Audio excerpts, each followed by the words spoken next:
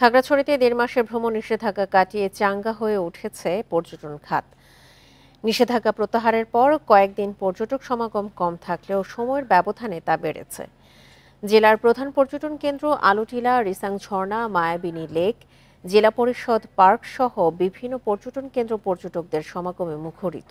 সাপ্তাহিক ছুটি থাকায় শুক্রবার ও শনিবার পর্যটকদের ভিড় বেশি।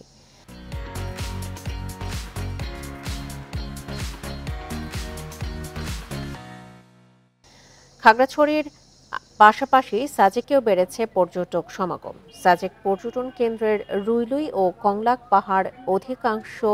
কংলাকপাড়ার অধিকাংশ কটেজ ও রিসোর্ট বুকিং হয়েছে। পাহাড়ের পরিস্থিতি স্বাভাবিক থাকলে নভেম্বর থেকে ফেব্রুয়ারি পর্যন্ত পর্যটন মৌসুমে ভালো ব্যবসা হওয়ার আশা ব্যবসায়ীদের।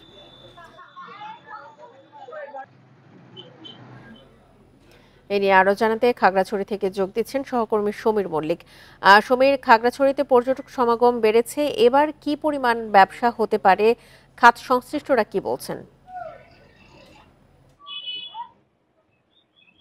দেখুন, ৫ই নভেম্বর কিন্তু এখানকার যে পর্যটনের উপর যে নিষেধাজ্ঞাটা ছিল, ভ্রমণের নিরুৎসাহিত যে বিষয়টা ছিল, সেটা কিন্তু উঠে যাওয়ার পরে আমরা দেখেছি প্রথম কয়েকদিন পর্যটক সমাগম কিছুটা কম ছিল, কিন্তু সময়ের ব্যবধানে সেটা কিন্তু বেড়ে গেছে।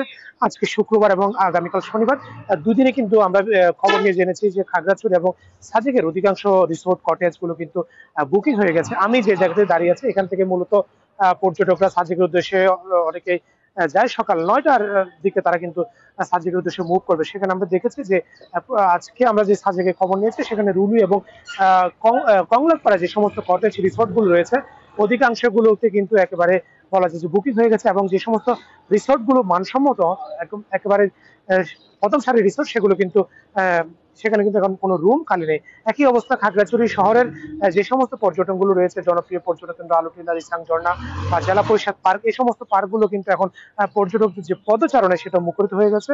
অর্থাৎ এই যে শীত মৌসুম শুরু হয়ে গেছে এবং এখান থেকে শুরু করে ফেব্রুয়ারি পর্যন্ত তারা কিন্তু ব্যবসাটা আমাদেরকে বলছে যদি পরিস্থিতির স্বাভাবিক থাকে তাহলে পর্যটকদের যে ঢল শুরু হয়েছে সেটা কিন্তু অব্যাহত থাকবে, এবং ফেব্রুয়ারি পর্যন্ত তারা কিন্তু একটা ভালো ব্যবসা করবে বলে তাদের একটা প্রত্যাশা রয়েছে। আপনি জানেন, প্রায় ১.৫ মাসের মধ্যে ভ্রমণ নিষেধাজ্ঞা থাকার কারণে কিন্তু এখানকার অর্থনীতিতে একটা বড় ধরনের প্রভাব তৈরি হচ্ছে, বিশেষ করে যারা পরিবহন শ্রমিক এবং হোটেল শ্রমিক, একই সাথে পর্যটনের সাথে সম্পর্কিত যে সমস্ত খাতগুলো রয়েছে সেখানে কিন্তু পর্যটকরা না আসার কারণে এখানকার যারা ব্যবসায়ী রয়েছে তারা কিন্তু ক্ষতিগ্রস্ত হয়েছে, এবং তারা এখন প্রশাসনের কাছে যে বিষয়টা দাবি করেছে যে যাতে এখানকার পরিস্থিতি স্বাভাবিক থাকে এবং এখানকার যে নিরাপত্তা সেটা যাতে বিঘ্নিত না হয়, তাহলে এখানে পর্যটকদের ভ্রমণে কোনো ধরনের আর বাধা থাকবে না, এবং তারা এখানে পর্যটক সমাগম বাড়লে কিন্তু তাদের যে ব্যবসা আরো বেশি চাঙ্গা হবে বলে তারা সেটা আশা করছে।